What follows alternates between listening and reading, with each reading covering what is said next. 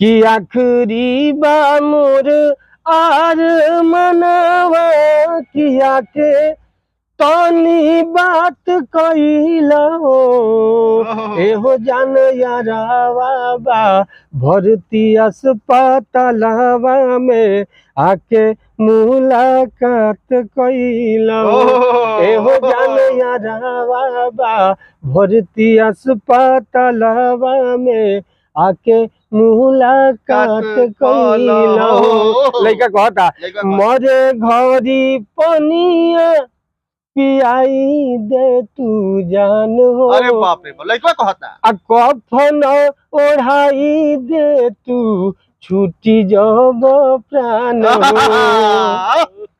तो चली जाइब छोड़ी के दुनिया विदाई अपना हाथ कइला हो आए हो जान यारावा बा भर्ती अस्पतालवा में आके मुलाकात कइला हो। लास्ट में लइका कहता कि डॉक्टर जवाब दिले बुलावा आइल मौत के देख के सूरत जानू चली जई लौट के।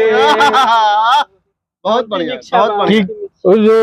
राजू रसिया हो आई के जान मुलाकात कइला हो एहो जान यारावा बा भर्ती अस्पतालवा में आके मुलाकात कइला हो।